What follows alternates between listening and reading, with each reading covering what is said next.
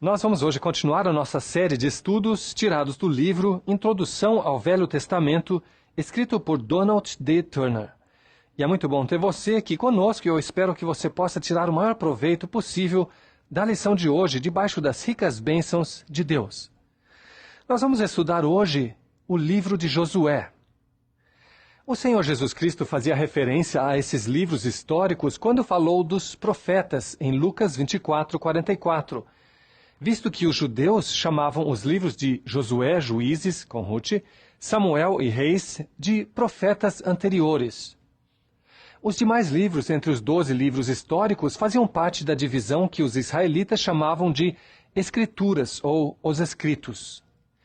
Estes 12 livros fornecem a história de Israel desde a morte de Moisés até o tempo de Neemias, que é o fim da história relatada no Antigo Testamento. Aqui encontra-se o relato da conquista de Canaã, dos dias de debilidade e de duras servidões durante a época dos juízes, da formação do reino e da grande prosperidade que houve sob Davi e Salomão, da divisão do reino, sua degeneração e derrota que resultou no cativeiro, e do regresso e da reedificação do templo em preparação para a vinda do Messias. É interessante repetir aqui as características e os propósitos desse relato bíblico. Em primeiro lugar, não pretende contar a história do mundo inteiro, nem mesmo tudo o que se passou com o povo escolhido. Alguém já disse, e muito bem, que a Bíblia é uma seleção da história do povo, justamente o suficiente para incluir princípios de conduta, para revelar o caráter de Deus e para preparar o caminho para a vinda de seu Filho.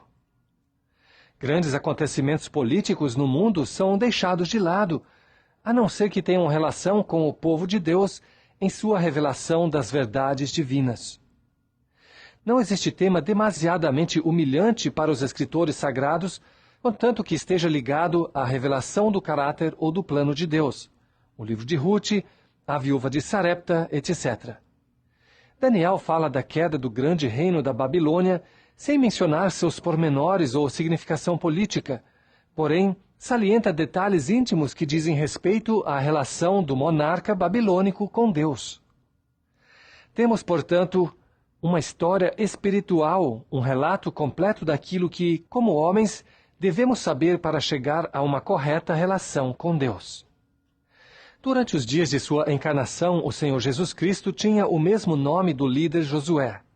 Em hebraico, o nome Josué significa salvação ou salvador, sendo uma contração de Jehosué, que significa Jeová é salvação.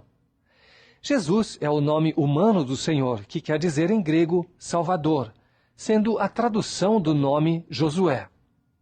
No capítulo 4 do livro aos Hebreus, lemos a respeito do descanso que Josué deu aos israelitas, que foi um descanso insuficiente. Porém, Jesus, o Filho de Deus, é um sumo sacerdote poderoso que dá descanso e segurança sob todas as circunstâncias. Os apóstolos também citaram esse livro quando repassavam a história de Israel, porque sem este livro haveria um vácuo bem grande em nosso conhecimento sobre a obra de Deus através dos séculos. Eis algumas referências do Novo Testamento sobre a história de Josué. Tiago 2,25 cita o capítulo 2 de Josué. Hebreus 11, 30 e 31 cita Josué 6, 20 a 23. Atos 13, 19 cita Josué 14, 1 a 2. Atos 7, 16 e Hebreus 11, 22 citam Josué 24, 32. O livro leva o título do nome de seu herói, Josué, que foi o autor da maior parte do livro. Segundo a tradição judaica, Josué escreveu o livro inteiro com exceção dos últimos 5 versículos. Há quem diga que o autor foi Eleazar ou talvez seu filho Finéias, Josué 24, 33. Outros dizem que talvez tenha sido Samuel. O certo é que foi escrito antes do estabelecimento da monarquia. Em Josué 6:25 lemos que Raabe ainda estava viva, de modo que essa porção, pelo menos, foi escrita por um contemporâneo e não por Samuel.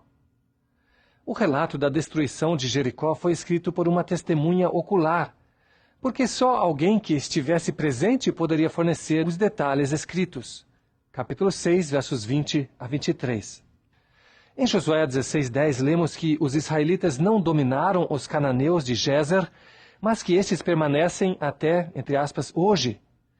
E em 1 Reis 9:16, lemos que Faraó saiu do Egito e tomou a Gezer e matou os cananeus, de modo que Josué foi escrito antes do tempo de Salomão. Em Josué capítulo 11, verso 8 e capítulo 19, verso 28, Sidom é chamada de a Grande, mas no ano de 1208 a.C., Sidom foi conquistada pelos fenícios e a capital foi transferida para Tiro. Isso só poderia ter se sucedido bem antes de Davi e mesmo antes de Saul. Em Josué 13, 4 a 6, Sidom acha-se na lista dos inimigos de Israel, porém em 1 Reis 5:1, vemos que os sidônios eram amigos de Davi. Compare também Josué 15:63 com 2 Samuel 5, 6 a 9. Josué era filho de Num, Josué capítulo 1, verso 1, da tribo de Efraim, 1 Crônicas 7, 22 e 27. Foi um dos 12 espias que entraram em Canaã, Números 13 e 9, onde ele é chamado de Oséias. Era homem espiritual, homem em que há o Espírito, Números 27 e 18. Companheiro e auxiliar de Moisés, subiu com ele ao monte Sinai. Custodiava continuamente o tabernáculo, Êxodo 24, 13, 32, 17, 33, 11. Foi designado por Deus para assumir o comando depois de Moisés, Deuteronômio 31, versos 14 e 23. Era um bom general, Josué 10, 9, 18 e 19. Era homem de fé e coração, Números 14, versos 6 a 9, Josué 10, 12 e 13. Era um magistrado firme e discreto, Josué 7, 19 e 17, versos 14 a 18. E era diligente em repartir os despojos com equidade, Josué 19, 49 a 51. Porém, a característica mais notável era a sua humildade. Há dois particulares no livro que para alguns constituem um problema, especialmente para os que não são crentes: os milagres e o mandamento que Deus deu para exterminar os habitantes de Canaã e ocupar suas terras. Os milagres estão intimamente relacionados com a conquista e são provas de que Deus ajudava os israelitas contra seus inimigos. O fato é que Deus usou os israelitas como verdugos oficiais para executar a sentença de morte contra os cananeus. Não procuraremos evitar a dificuldade tentando suavizar um pouco os fatos, porque em Deuteronômio 20, 16 a 18, Deus ordenou em termos inequivocamente claros que os israelitas destruíssem por completo a todas aquelas nações. E é nessa passagem também que encontramos o motivo dessa ordem de extermínio. Em Josué encontramos a história da introdução do povo escolhido na terra escolhida por Deus para estabelecer ali a verdadeira religião, na cidade para isso selecionada. Em vista desse aspecto do plano de Deus, os milagres não são incríveis nem surpreendentes, mas são lógicos e de se esperar. São a aprovação ou o selo do Altíssimo à obediência de seu povo, e são o testemunho divino às nações ao redor de Canaã, de que Deus estava fazendo uma obra de conformidade com a sua vontade. Foi um tempo análogo ao do estabelecimento da igreja. Os milagres registrados no livro de Atos testificam ao mundo sobre a divindade da obra. Quanto ao problema de Deus ordenar o extermínio de 7 nações a fim de estabelecer outra raça em seu território, temos que levar em consideração que havia certas nações que estavam condenadas à morte e que era uma nação peculiar a que entraria para tomar posse da terra, com uma finalidade e uma responsabilidade únicas. As nações que habitavam na terra de Canaã eram muito cruéis, imorais e idólatras. Levítico capítulo 18, Deuteronômio 9, 4, 18, 10 a 12 e assim por diante. Haviam sido admoestadas pelo dilúvio, bem como o restante do mundo, mas também tiveram a admoestação especial concretizada na destruição das cidades vizinhas de Sodoma e Gomorra. Gênesis capítulo 19. Contudo, não se arrependeram. Já não havia mais esperanças. Gênesis 15, verso 16, 1 Reis 21, 25 a 26, Números 33, versos 51 a 53. Tais populações haviam perdido o direito de viver porque só criavam filhos para a perdição. Deus usou os israelitas em lugar de outro dilúvio ou terremoto para executar sua sentença contra aquelas nações. Este método produziu como resultado que os verdugos ou israelitas recebessem forte impressão das verdades da santidade de Deus e do salário do pecado, que é a morte. Dessa forma, temeriam e não cairiam na mesma falta. O fato que os israelitas não cumpriram bem seu cometimento prova que não mataram por gosto nem por crueldade. Os cananeus que não foram exterminados se transformaram numa pedra de tropeço e numa tentação para os israelitas, causando-lhes muitas dificuldades, tal qual o Senhor havia prognosticado. Deuteronômio 20, 18. Se Deus não as tivesse destruído, imediatamente a nação de Israel teria sido absorvida entre as demais nações. E então onde ficaria o testemunho da existência de um só Deus verdadeiro? Onde ficaria a esperança da vinda de um Salvador ao mundo? Os propósitos de Deus de abençoar o mundo inteiro exigiam o estabelecimento do povo escolhido na terra prometida. Nós vamos empregar o seguinte esboço nesse nosso estudo do livro de Josué. A primeira divisão, a entrada na terra, capítulo 1 até capítulo 5, verso 12. A segunda divisão, a conquista da terra, capítulo 5, verso 13, até capítulo 12, verso 24. E a terceira grande divisão, a possessão da terra, capítulos 13 a 24. Vejamos então a primeira grande divisão, a entrada na terra, capítulo 1, verso 1, até capítulo 5, verso 12. E eu espero que você esteja com a sua Bíblia aí ao seu lado, acompanhando essa lição e também fazendo as suas anotações. Vemos no começo a chamada. Deus chama Josué, capítulo 1, verso 1 a 9. Deus deseja obreiros valentes, fortes, destemidos, cheios de ânimo. Porém, a força deve ser do Senhor. A fé deve ser conforme a palavra de Deus, e a presença de Deus deve ser a fonte do valor. Josué convoca o povo, capítulo 1, versos 10 a 15, e o povo atende, versículos 16 a 18. Prometem obedecer a Josué da mesma maneira que obedeceram a Moisés, e a história prova que assim o fizeram. Depois, no capítulo 2, os espias são enviados a Jericó. Devemos notar aqui o temor que Deus havia infundido nos corações dos habitantes de Jericó, debilitando assim suas mãos para a guerra. Vemos também a orientação do Espírito Santo ao dirigir os espias à casa de Raabe. Sobre Raabe podemos notar, ela era uma mulher má, porém tinha fé naquilo que Deus havia decretado, vivia em uma cidade condenada, mas por sua fé foi salva da morte. Um fio da cor de sangue era a senha para que sua casa fosse salva. E ela também se interessou pela salvação de seus pais e irmãos. Depois, se casou bem. Veja Mateus, capítulo 1, verso 5. Nos capítulos 3 e 4, lemos sobre a travessia do Jordão por terra seca. A única explicação do fato é que foi um milagre operado por Deus para aumentar o temor das nações e para fortalecer a confiança dos filhos de Israel. Note a fé necessária para os sacerdotes que transportavam a arca. Primeiramente, tiveram que molhar os pés nas águas antes que estas se dividissem. Então tiveram que ficar firmes no meio do Jordão até que todo o povo tivesse acabado de atravessar o rio. Que lições de fé nos fornece este relato? Que significado teriam as pedras que foram levantadas como memorial no meio do Jordão para o crente dos nossos dias? Veja 2 Timóteo 2,8, 2 Pedro 1,9, Tiago 1,25 e Isaías 51,1.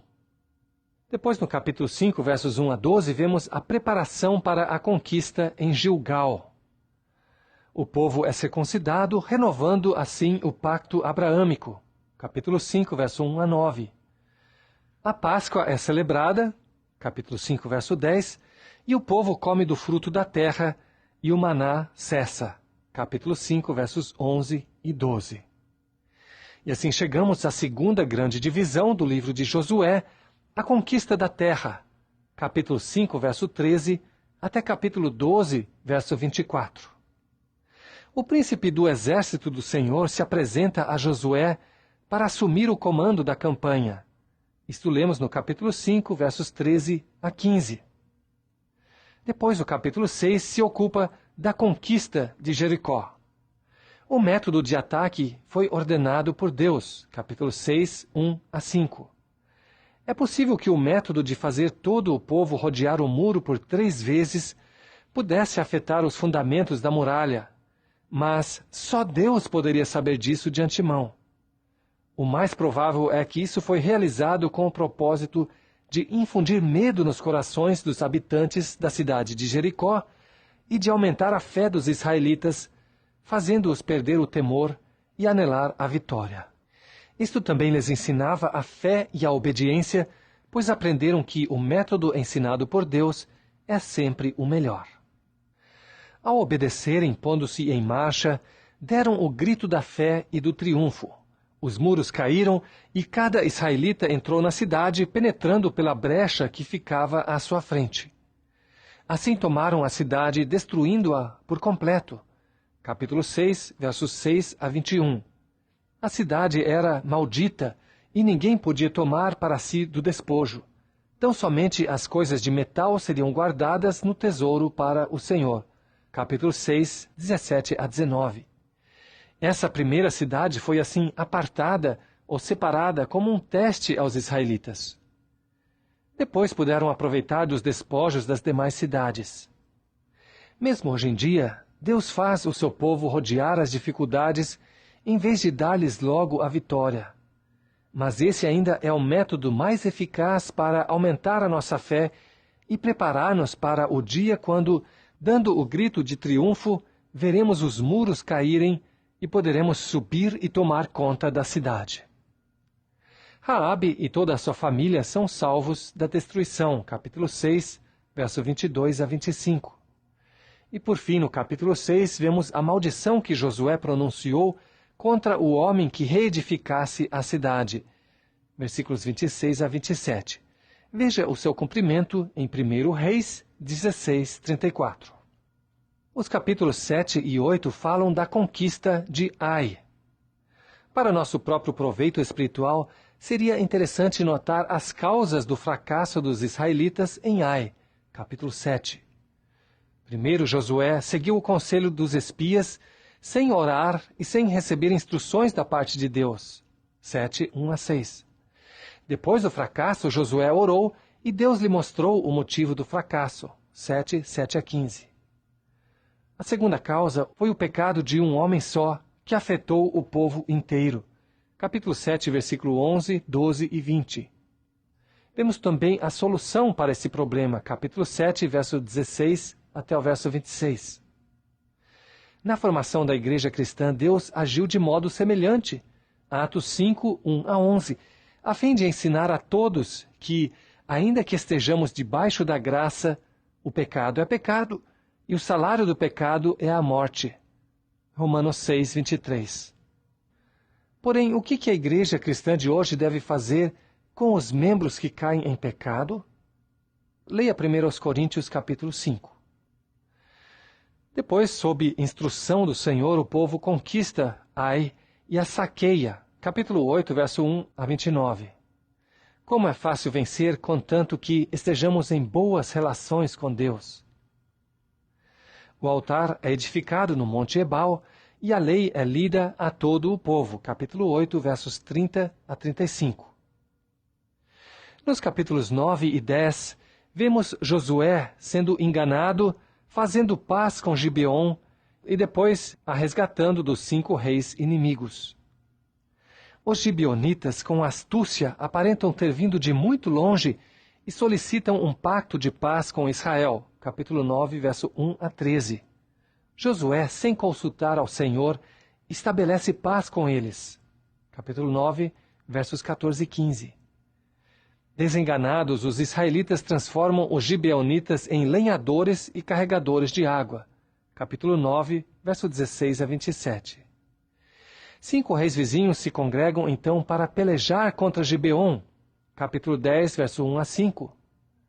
Os gibeonitas apelam para Josué, que derrota os 5 reis aliados com a ajuda de Deus. Capítulo 10, versos 6 a 27. O milagre do dia mais comprido da história foi uma resposta à oração de Josué. Capítulo 10, versos 11 a 14. E aqui faço uma pergunta. Quando será que alguém é justificado ao pedir a Deus que ele opere algo contrário às leis da natureza? Leia 1 João 5,14. Josué estende então a sua conquista até incluir todo o território do sul, capítulo 10, versos 28 a 43. O capítulo 11 nos vai falar sobre a conquista do território do norte. Josué sobreveio repentinamente sobre aquelas cidades, junto às águas de Merom, e depois continuou conquistando suas cidades. E no capítulo 12 vemos então a recapitulação dessas conquistas. E assim chegamos à terceira e última divisão do livro de Josué, a possessão da terra, capítulos 13 a 24. A terra é dividida pelas 12 tribos, capítulos 13 a 19. Os limites da tribo de Ruben, Gade e da tribo de Manassés, ao oriente do Jordão, estão descritos no capítulo 13. Os limites da tribo de Judá, capítulos 14 e 15. Caleb recebeu Hebrom como herança especial no capítulo 14 e a conquistou, capítulo 15, 13 a 20. Pelos versículos 7 a 10 do capítulo 14, aprende-se que a conquista durou 7 anos. Caleb, aos 40 anos de idade, foi espia com os que passaram pela terra no segundo ano depois de terem saído do Egito. Números 9:1, 13:7 e 14:30. Passou 38 anos no deserto depois de ter servido de espia, de modo que tinha 78 anos de idade ao começarem as conquistas. Ao terminarem as conquistas, afirmou ele que contava com 85 anos de idade e que havia sido espia há 45 anos atrás. É claro, portanto, que a conquista geral se prolongou por 7 anos. Dali por diante, cada tribo se encarregava de conquistar os pontos de seu território que ainda estavam em mãos de inimigos. Nos capítulos 16 e 17 vemos as porções dos filhos de José, a tribo de Efraim e a meia tribo de Manassés. Nota-se que estas porções, como a de Judá, eram muito grandes, e mais tarde foi necessário dar uma parte a outras tribos porque a terra não lhes era suficiente. Considera-se o relato deste detalhe como uma das provas mais fortes da inspiração do livro como história autêntica, pois o autor de uma lenda nunca escreveria de forma tão cândida o relato dos pormenores de um equívoco tão sério. Nos capítulos 18 e 19, a terra é então delineada e repartida por sorte entre as 7 tribos restantes. No capítulo 20, lemos sobre a designação de 6 cidades de refúgio, 3 ao leste e 3 ao oeste do Rio Jordão, com as regras para o seu uso. Vemos Deus novamente provendo um refúgio para seu povo. As cidades de refúgio não permitiam ao perverso escapar do seu justo juízo, nem eram um substituto para os sacrifícios. Hoje em dia, Jesus Cristo é o refúgio de todo pecador arrependido. Não está longe de qualquer um de nós. Mas Jesus Cristo é o refúgio perfeito providenciado por Deus, porque em Cristo se encontra tudo o que o pecador pode necessitar para a sua salvação: o perdão, a justificação e a adoção de filho. Os levitas recebem, então, 48 cidades espalhadas entre as tribos, juntamente com os seus arredores. Capítulo 21. E no capítulo 22 lemos sobre os guerreiros das 2 tribos e meia do leste do Jordão, sendo enviados de volta à sua herança por terem terminado as conquistas. Ao regressar, edificaram um altar para testemunho e não para oferecerem sacrifícios, testificando de sua íntima relação com as demais tribos. Porém, o ato foi interpretado mal pelas outras tribos, até que a comissão enviada ouviu as razões apresentadas pelos edificadores do altar, e então todos se deram por satisfeitos. Quantas desavenças não seriam evitadas se primeiramente se fizesse um esforço para compreender as razões do outro lado? No capítulo 23, verso 1 até o capítulo 24, 28, vemos os dois discursos de despedida de Josué. O primeiro discurso no capítulo 23. Ele louva ao Senhor e exorta os israelitas a se resguardarem da idolatria. No capítulo 24, versos 1 a 28, lemos então sobre o último discurso. Por meio de um diálogo bem dramático, Josué renova o pacto com o povo. O versículo 15 é digno de nota. Palavras solenes de um fiel servo do Senhor, que bem logo compareceria perante a sua presença. Os versículos 29 a 33 do capítulo 24 concluem o livro de Josué. Lemos lá sobre a morte e o sepultamento de Josué e de Eleazar. Os ossos de José são sepultados em Siquém. Em resumo, os livros históricos do Antigo Testamento não pretendem fornecer a história completa do mundo, mas somente a história do povo de Deus. E mesmo assim, somente o suficiente para que conheçamos a Deus por meio de sua relação com seu povo e para preparar o mundo para receber devidamente ao Senhor Jesus Cristo por ocasião de sua vinda. O livro de Josué não é a história de uma conquista qualquer, mas sim do povo escolhido de Deus, estabelecido por ele na terra que o Senhor prometera, para assim cumprir os propósitos divinos da redenção do mundo. E relembrando as três grandes divisões, a primeira, a entrada na terra mediante a travessia do Jordão por terra seca, onde vimos sobre a renovação do pacto e o temor de Deus que cai sobre os habitantes de Jericó. Capítulo 1, verso 1, até capítulo 5, verso 12.